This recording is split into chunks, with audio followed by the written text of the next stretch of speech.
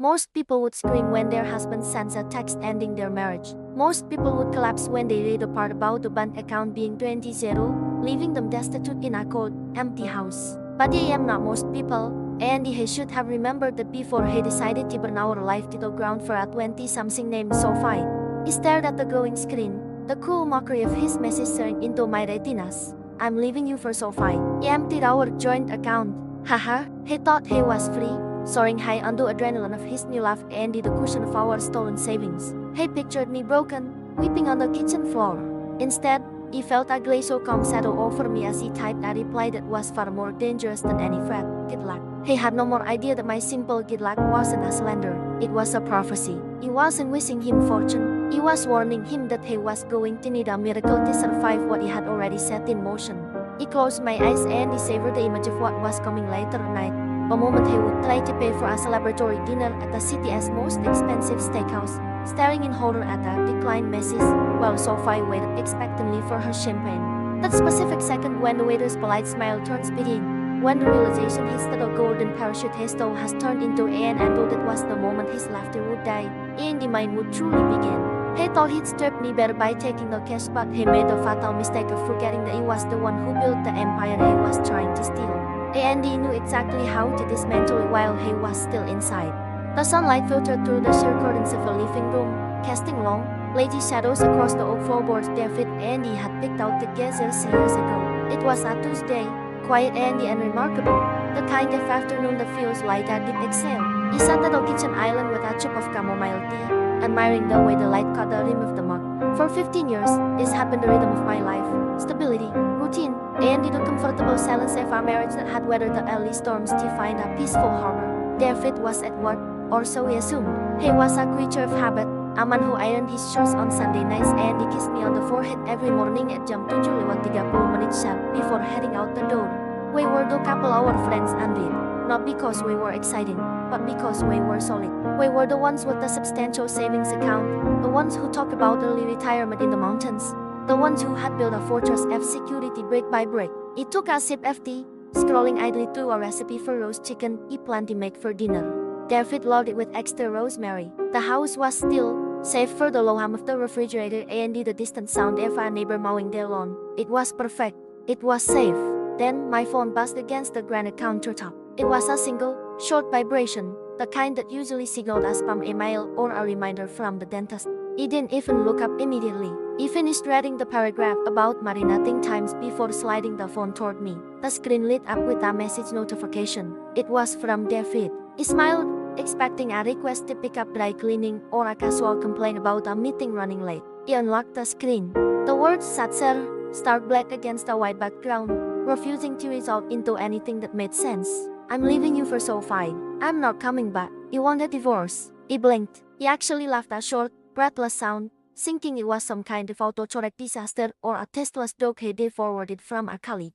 David didn't make jokes like that. David didn't know a Sophie. The name hung in the air, foreign and sharp. Sophia, he whispered aloud, testing the weight of it. My thumb hovered over the keypad. He typed back, "What are you talking about? Is this a joke?"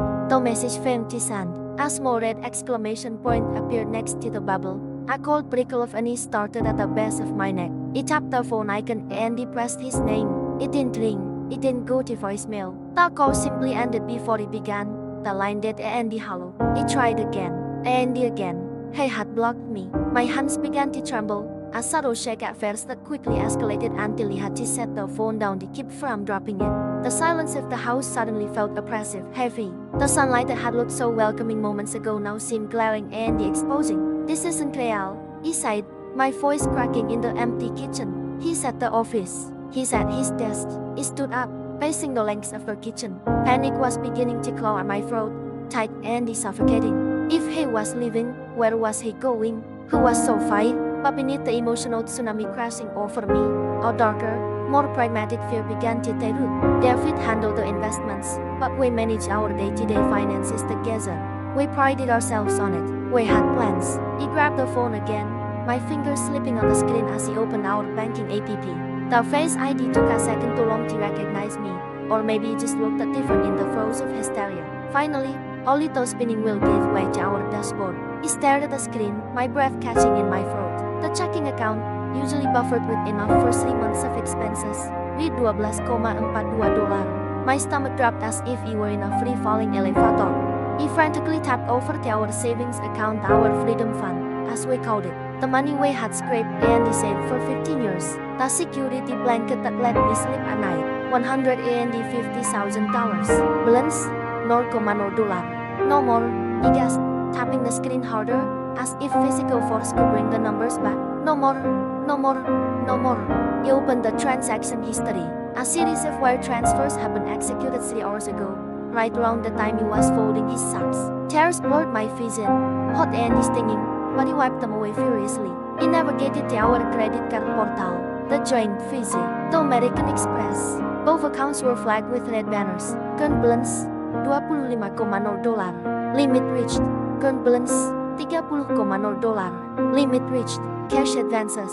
He had pulled cash advances on every single card we owned until the bank shut him off. He sank onto the kitchen floor, the cold tile beating into my legs. The phone slipped from my grasp and clattered onto the ground. The scale of the devastation was absolute. In the span of a single afternoon, while he was drinking tea and planning a roast chicken dinner, David had not only erased our marriage but had systematically erased my existence. He hadn't just left, he had executed a demolition. He looked around the kitchen, the expensive stand mixer, the imported backsplash, the life he thought he owned. It was all smoke. He was sitting in a house he couldn't pay for, with no more money to buy food, no more access to credit, and a husband who had turned into a ghost. Sophie, he whispered again, the name tasting like ash. He pulled my knees to my chest, the magnitude of the betrayal crushing the air from my lungs. He was 38 years old. He had been a devoted wife for 15 years. And now, he was cashless, drowning in debt, and utterly alone in a house that felt less like a home and more like a crime scene. The silence in the house was no more longer peaceful. It was a physical weight, pressing against my chest until he could barely breathe. David was gone. His clothes were missing. His toothbrush was gone. And the note he left offered nothing but vague, cool ambiguity. Panic, cold and sharp, had initially paralyzed me, but survival instinct eventually kicked in. He didn't call the police. He called a lawyer. The waiting room of Arthur Stallings law firm smelled of old paper and lemon polish, as terror scent did nothing to settle my churning stomach. When he was finally ushered into his office, a space dominated by a massive mahogany desk and the walls lined with legal tomes, he felt small, insignificant, like a child reporting a lost toy rather than a woman reporting a missing husband and a crumbling life. Mrs. Evans, Arthur began, his voice a low rumble that commanded attention. He didn't offer false platitudes. He simply opened a thick file folder and he placed his hands on top of it. We have the preliminary findings from the private investigator and the forensic accountant you authorized us to hire. My hands trembled as he gripped the arms of the leather chair. Did you find him? Is he okay? Arthur's expression tightened, a flicker of pity crossing his eyes before he masked it with professional detachment. Physically, David is fine. He is currently residing in a rental property in Seattle. However, the reason for his departure is complex.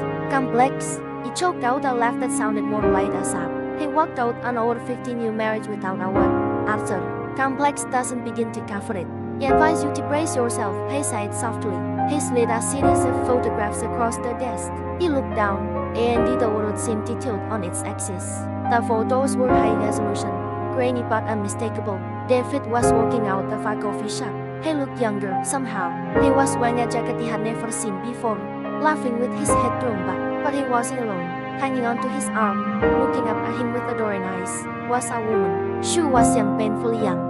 Her hair was a glossy curtain of dark silk, and her smile was bright enough to shatter glass.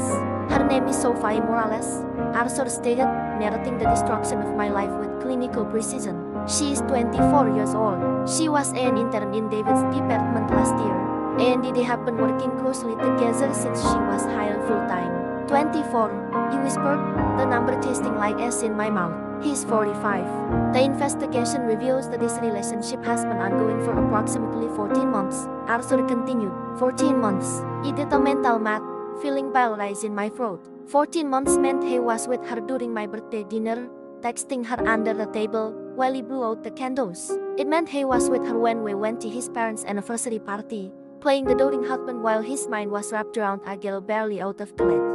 It wasn't just a fling, was it? He asked, my voice barely audible. No more, Arthur sighed gravely. He opened the file further, revealing spreadsheets and bank statements.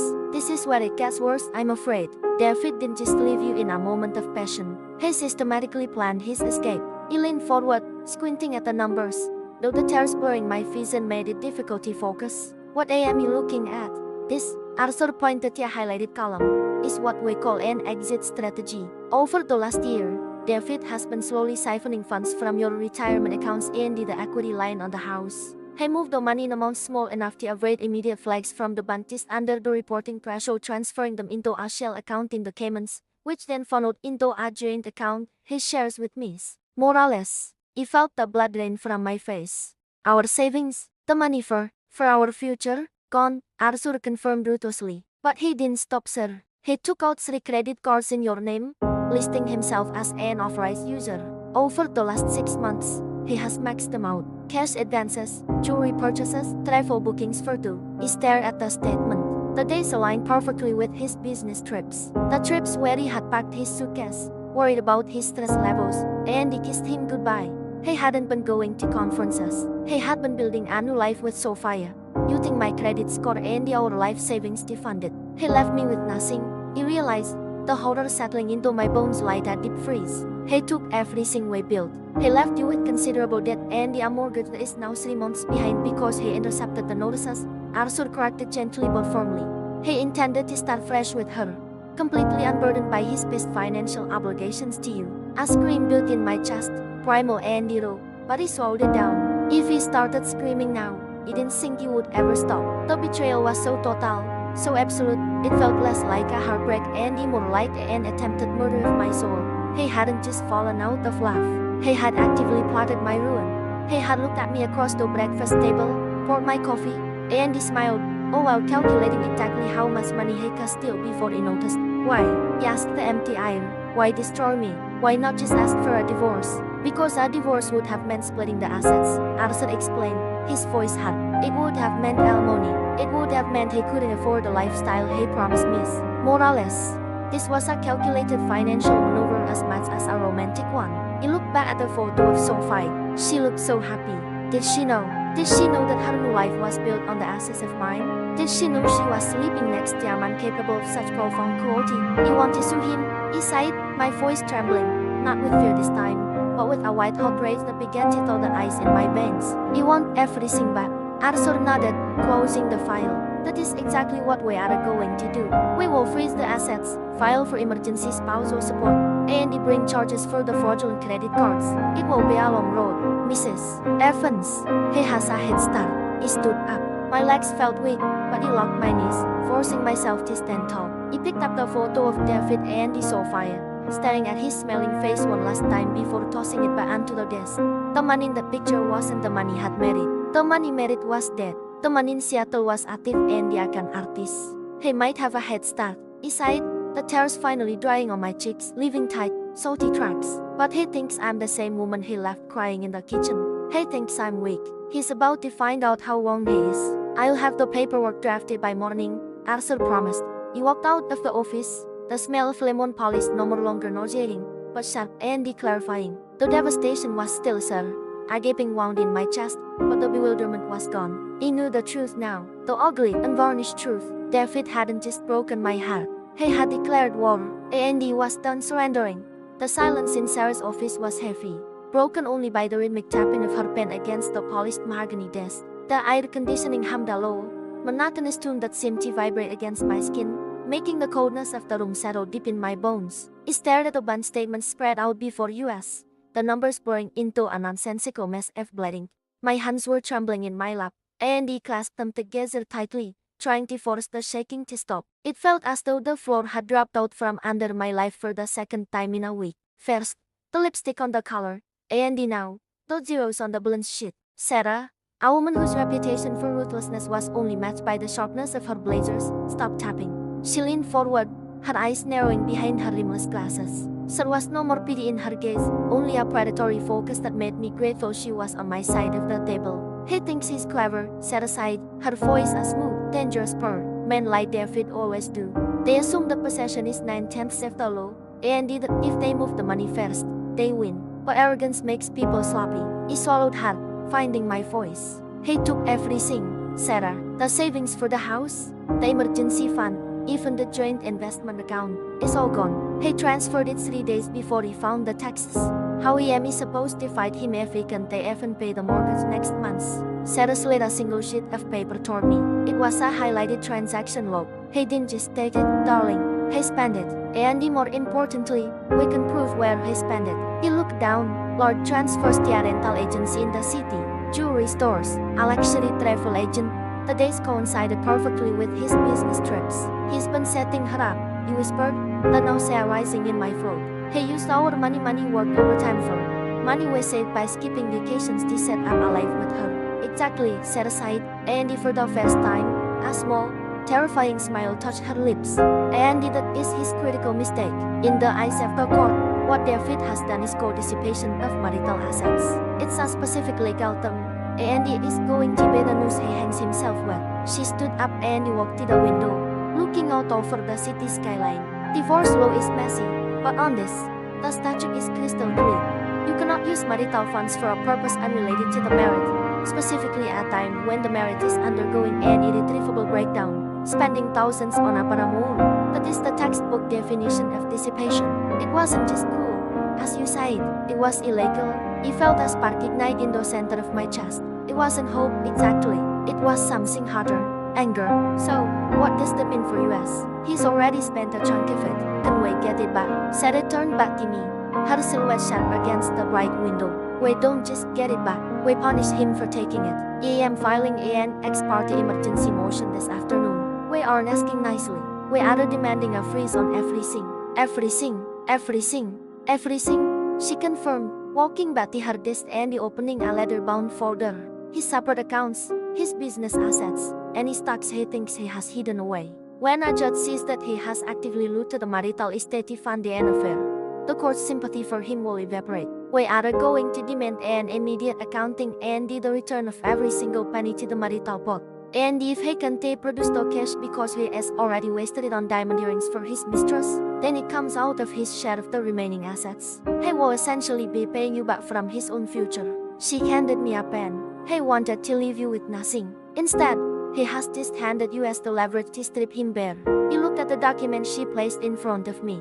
It was an affidavit supporting the emergency motion. It detailed the theft, the betrayal, and the financial bleeding he had inflicted on our family. As he read the legal jargon, the image of David laughing, thinking he had outsmarted me, flashed in my mind. He thought he would be too broken to fight. He thought he could starve me out of a fair settlement. He told me he wouldn't survive without him. He sighed quietly, the memory of his final, sneering exit stinging my eyes. He said he was weak. He was wrong, Sarah sighed firmly. Signed the paper. He gripped the pen. The trembling in my hands had stopped. The sadness that had been drowning me for days began to recede, replaced by a cold, calculating clarity that mirrored Sarah's own. David had declared war, but he had underestimated the battlefield. He thought this was about emotions, about heartbreak. He didn't realize it was about accounting. He signed my name at the bottom of the page. The ink was dead and permanent. What happens now? He asked, looking up at her. Sarah took the document and slid it into a folder marked urgent. Now we go to the judge. By this evening, David's cards will be declined. His transfer capabilities will be locked. And that apartment he rented for her, he won't be able to pay the rent next month. You said he likes to be in control. We are about to take the wheel. She sat down and folded her hands. He tried to bankrupt your shell best to finance his selfish future. We are going to ensure that the only thing he financed is his own ruin. Go home, pour yourself a glass of wine, and wait. The next time his phone rings, it won't be his girlfriend. It will be no reality check he desperately needs. Walking out the fellow office, the city noise hit me, horns honking, people shouting, the grind of traffic. Usually, it felt overwhelming. Today, it sounded like music. He caught my purse strap, feeling the weight of the copy Sarah had given me. David had made his move. He had taken the money. He had taken the trust. But in his greed, he had left his flank exposed. He wasn't just the wife he was leaving behind anymore. He was the plaintiff. And thanks to Sarah, he was coming for everything he had. The air in the courtroom was stagnant, recycled and chilled to a temperature that made the fine hairs on my arms stand up. Though he suspected that goosebumps had more to do with the man sitting across the aisle than the air conditioning. David leaned back in his chair, one arm draped casually over the backrest, projecting an air of relaxed confidence that made my stomach churn. He wore his navy suit, the one he had bought him for our 10th anniversary, and he wore it like armor. To anyone looking at him from the gallery, he appeared to be the picture of our own dignified patient, and he suffering in silence. He gripped my hands together in my lap, squeezing until my knuckles turned white. Beside me, Sarah, my attorney, was the picture of calm. She didn't look at David. She was arranging her files with surgical precision, aligning the edges of documents until they formed a perfect geometric stack. Her stillness was the only thing anchoring me to the floor. Mr. Thorne, the opposing counsel began, his voice dripping with sympathetic honey. Could you describe the atmosphere in your home prior to your separation? David sighed. A heavy, theatrical sound that echoed in the quiet room. He adjusted his tie, looking directly at the judge, a stern woman named John Harrison, who sat behind the bench like a gargoyle of justice. Her face was unreadable, her gray hair pulled by a severe wound. It was suffocating, David sighed, his voice dropping to a register of sorrow that he had entered since his mother's funeral. He felt like a prisoner in my own house. Every receipt was scrutinized. Every minute of my time had to be accounted for. If he was 10 minutes late coming home from work, he was accused of infidelity. Her insecurity was a constant weight. He eventually sought companionship elsewhere because he was being emotionally starved at home. He didn't want to leave, but she drove me to it. He gasped, the sound involuntary and sharp. The sheer audacity of the lie felt like a physical slap. He was painting me as the villain, the controlling shrew who had forced his hand, while he was merely the victim seeking a breath of fresh air. He was rewriting our history in real time. Sarah's hand touched my forearm, a silent command to remain silent. He swallowed the bile rising in my throat. David continued, emboldened by the lack of interruption. He spoke of my alleged financial tyranny, claiming he hoarded our assets and he gave him a pitiful allowance, forcing him to hide money just to maintain his dignity.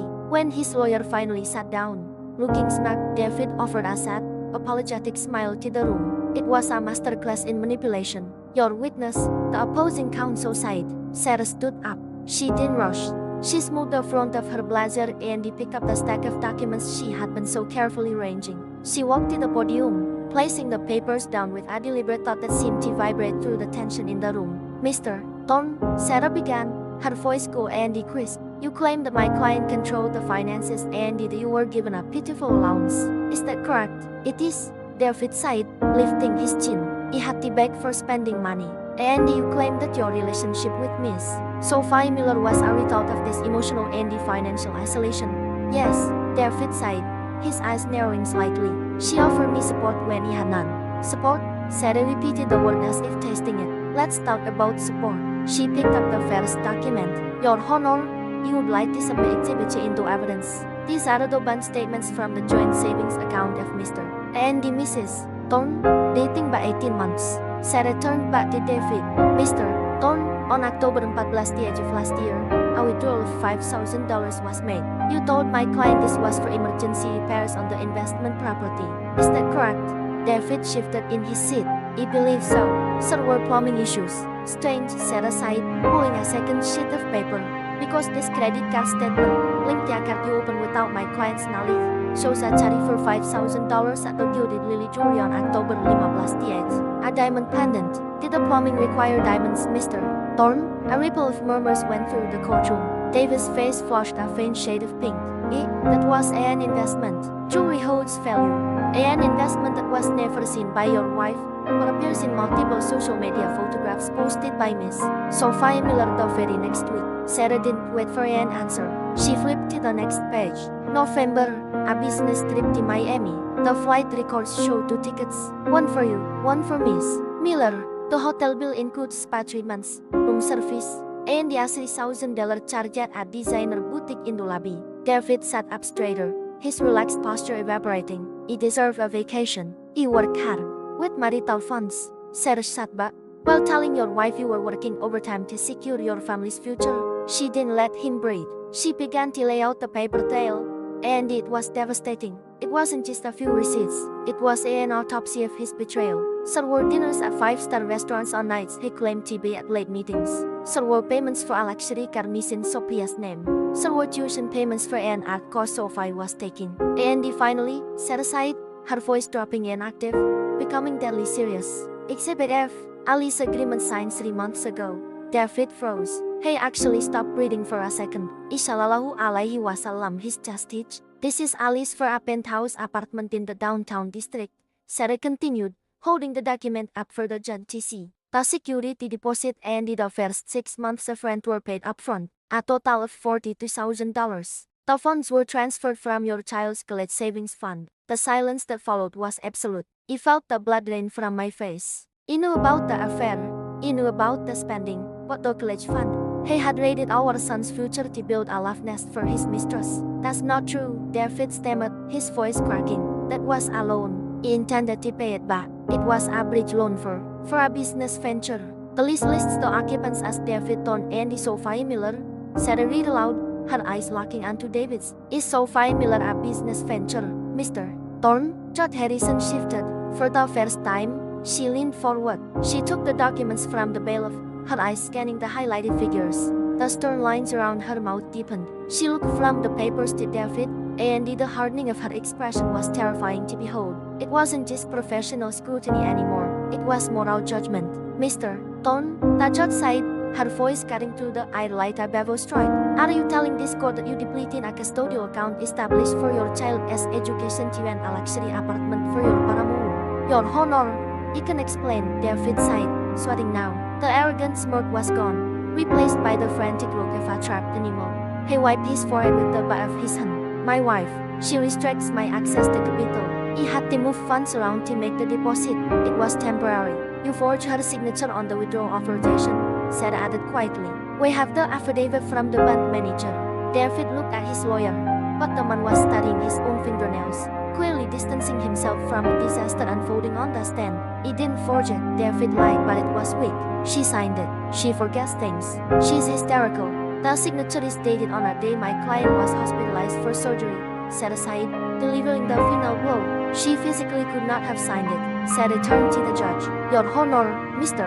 Thorne has attempted to portray my client as the controlling aggressor to mask his own systematic looting of the marital assets. He has not only committed adultery but has engaged in financial abuse and defraud. The evidence of his malicious intent is undeniable. He didn't just leave the marriage. He tried to bankrupt it on his will.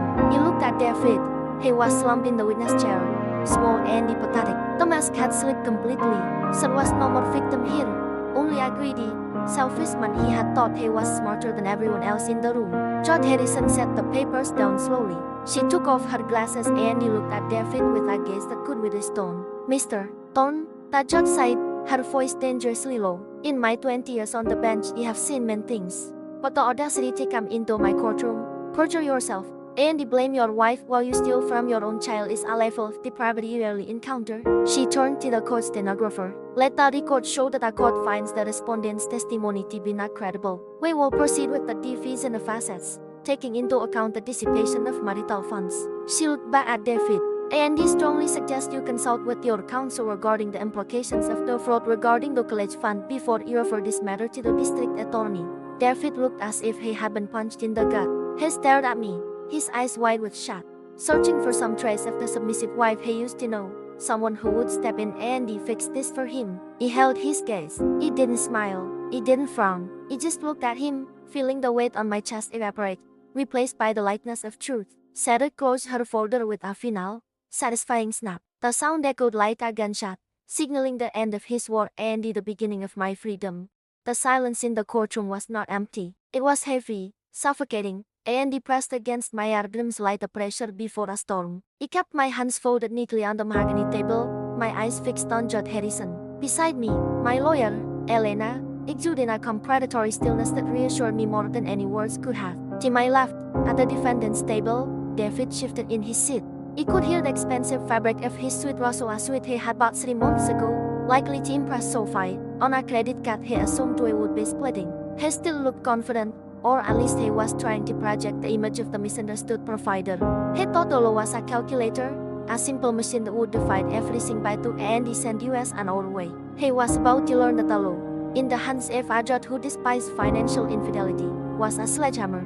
Judge Harrison adjusted her glasses and looked down at David. Her expression was unreadable, which made her voice, when it finally chewed through the air, sound like a thunderclap. Mr. Reynolds, she began, her tone devoid of warmth. The court has reviewed the forensic accounting regarding the $150,000 withdrawn from the joint savings accounts over the last 18 months. Your explanation that these were incidental business expenses is not only unconvincing, it is insulting to this court's intelligence. David started to stand, his face flushing. Your Honor, sit down, the judge snapped. It wasn't a request. David collapsed back into his chair, his mouth hanging open slightly. You spent a fortune on a lifestyle that did not include your wife, Judge Harrison continued, flipping a page in the file. Luxury hotels, jewelry, leases on vehicles not driven by anyone in your immediate family. This constitutes a flagrant dissipation of marital assets. Therefore, my ruling is immediate. You are ordered to return the entire sum of $150,000 to the marital estate immediately. We don't have it in cash. David blurted out, panic finally cracking his veneer. The money is gone. Then you will find it. The judge sighed, her eyes narrowing. Effective immediately. I am ordering the liquidation of your 401,000 to satisfy this debt. You stripped the marital savings. Now you will strip your own future to make your wife whole. He felt a shiver run down my spine. Not of cold but of pure, adrenaline-fueled vindication. He had drained our rainy day fund to shower Sophie with gifts, thinking he could earn it back later. Now, he was watching his retirement evaporate in seconds. The tax penalties alone would be brutal, but that wasn't my problem. The judge wasn't finished. She turned her gaze to the property distribution list. Regarding the marital home, she sighed. David straightened up. This was the big one. We had paid off the mortgage 5 years ago. It was a beautiful colonial in the suburbs, worth a significant amount. He had told me, sneering during mediation, that he would force us alleges to kick me out, given the egregious nature of the financial misconduct.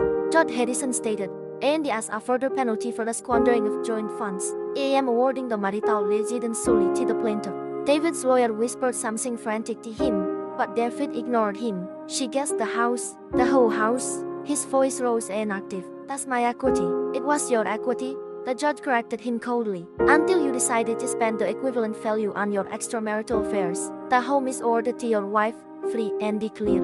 Furthermore, of the remaining liquid assets and the investments, the plaintiff is ordered 70%. You will retain 30%. 70-30. He risked a glance at David. He looked as if he had been punched in the gut. He was clutching the edge of the table so hard his knuckles were white. He was doing the math in his head and realizing he was leaving this marriage with a fraction of what he felt entitled to. But wait, David stammered, his arrogance completely gone, replaced by a desperate, sweating fear. What about the debts? The credit cards? There's nearly $80,000 on the Amex and the Fiji. We have to split that. That's community debt.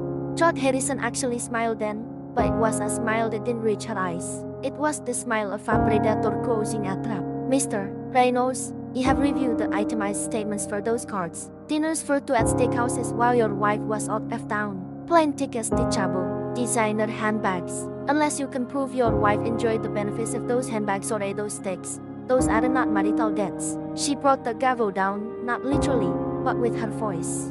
You are assigned 100% to full outstanding credit card debt standing in your name or the joint names. Your wife is absolved of all liability regarding those accounts. David slumped forward, burying his face in his hands. He was drowning.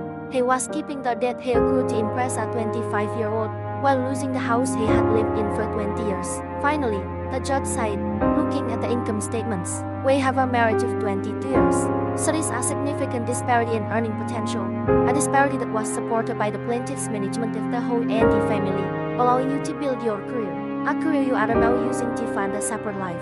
Your Honor, you can afford. David began to whine. You will pay alimony in the amount of $4,000 per month for a duration of 10 years, she ordered, cutting him off effortlessly. If you fail to make these payments, you will have your wages garnished immediately. Court is adjourned. The gavel banged. The sound echoed through the room like a gunshot, signaling the end of David's life as he knew it. He stood up slowly. My legs felt steady, stronger than they had in months. He turned to Elena and he shook her hand. Thank you, he whispered. You deserved it.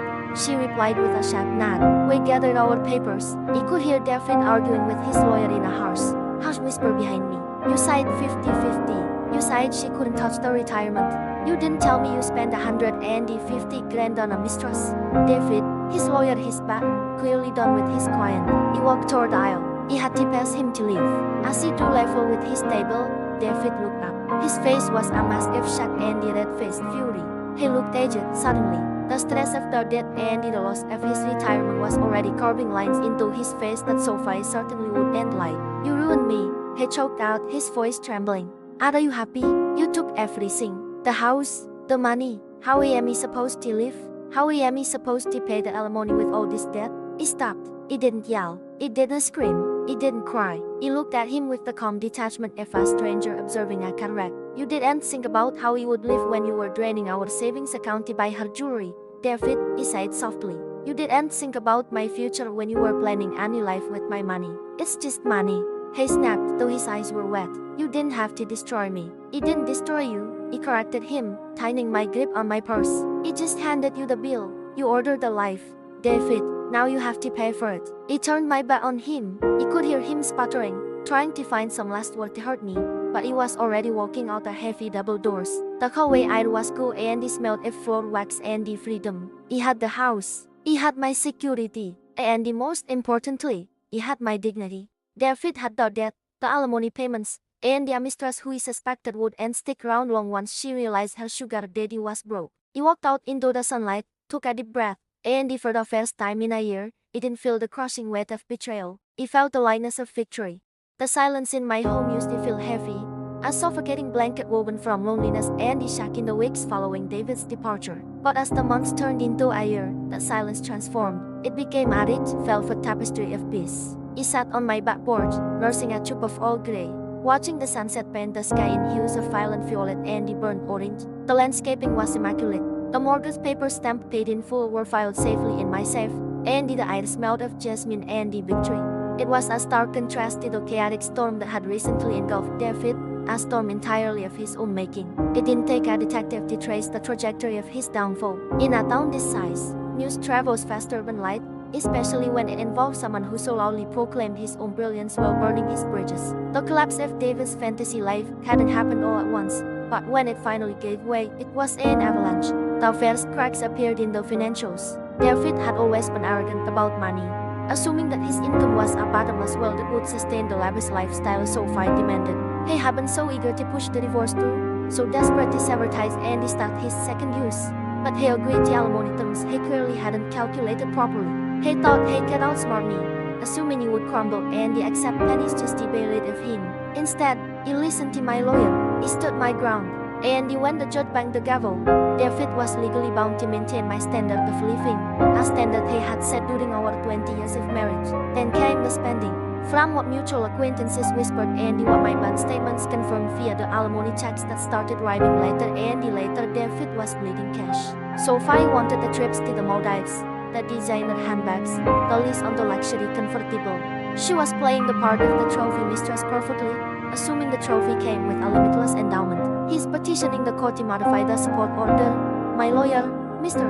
Henderson, had told me over the phone last month. His voice dry and unmuted. He claims financial hardship. Hardship. He had left a genuine, bubbling sound. He bought a boat 3 months ago, didn't he? Exactly. The judge isn't going to look kindly on a man pleading poverty while docking a 40-foot cruiser he can't afford to fuel. We're garnishing his wages if he misses one more payment. The garnishment was the final nail.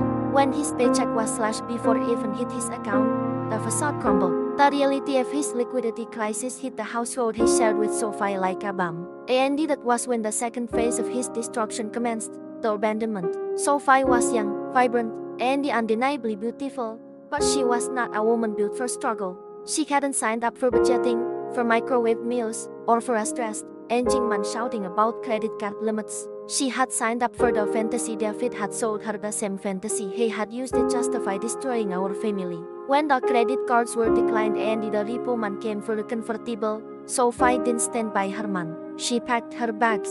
He heard about it at the grocery store, of all places. He was inspecting the produce when he ran into Linda, a woman who had once been in our shared social circle, but had drifted toward David and Sophia when they were the shiny new item. Now, she looked at me with a mixture of awe and apology. You haven't heard, Linda whispered, leaning over her cart. Sophie moved out last weekend. She's already posting pictures with some tech guy from the city. David is. Well, David is a mess. Is he? He asked, keeping my voice perfectly neutral as he selected a ripe avocado. He had to give up the condo, she continued, eager to trade the gossip for my reaction. He's renting a room. A room, can you believe it? Above that old grass on 4th Street, the one with the peeling paint. He didn't smile. He didn't gloat. He just felt a profound sense of balance being restored. He hoped he finds what he's looking for. He sighed quietly, placing the avocado in my basket. But the true turning point, the moment the abstraction of his failure became a physical reality, happened 2 days later. He was leaving the band, having just confirmed the deposit of the latest court-enforced alimony payment, when he sallallahu alaihi wasallam him. He was walking down the sidewalk, but the strut was gone. The designer suit he used to wear light armor was ill-fitting now. Perhaps due to weight loss, or perhaps it was this old and unpressed. His hair, usually dyed and coiffed to hide the gray, was showing its true ashen color at the roots. He looked tired, not just sleepy, but bone-weary, carried down by the crushing weight of consequences. He stopped when he sallallahu alaihi wasallam me. He couldn't help it. He was standing next to my car, looking healthy, vibrant, and calm. He was wearing the piece of a woman who had walked through fire and come out refined gold. Elena. He sighed. His voice was raspy. He took a half step toward me, and in his eyes, sallallahu alaihi wasallam, a flicker of something that looked painfully like hope. Or perhaps it was just desperation. Elena, I need to talk to you. He didn't unlock my car. He stood firmly clutching my purse. I don't think there's anything left to say. David, the lawyers handle the talking now. Please, he croaked, dropping the pretense. He looked around nervously, as if afraid someone would see him begging his ex-wife on a public street. The payments, they're killing me. I can't sustain this. So I left. I have nothing. I'm living in a rat hole. Can't wait just. Can't you give me a break? For old time's sake. For a second, the memory of the money once loved flickered in my mind. But then, another memory superimposed itself over his bleeding face. He remembered the text message he had sent me the day he left. The callous, cowardly text that ended 20 years of marriage while he was at a doctor's appointment. I'm done. You want a new life. Good luck. He had wished me luck. He had thrown me to the wolves, expecting me to be devoured so he wouldn't have to witness the mess. He had underestimated my resilience, and he had vastly overestimated his own intelligence. You wished me good luck, David, he sighed, my voice steady and cool, cutting through the humid afternoon air.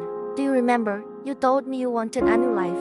He flinched, the memory obviously haunting him as much as it had once haunted me. He made a mistake, a horrible mistake. He was a fool. Yes, you agreed simply. You were. You thought you could trade people like us. You thought loyalty was a burden and novelty was a price. But you forgot that knowledge costs money, David, and you forgot that actions have echoes. He unlocked my car door then, the beep of the electronic light sounding like a bevel strike in the quiet street. Elena, please, he whispered, his shoulders slumping, the defeat total. I have no more one. He paused with my hand on the door handle, looking at him one last time. He felt no more hate, though hate had burned off long ago, leaving only clarity.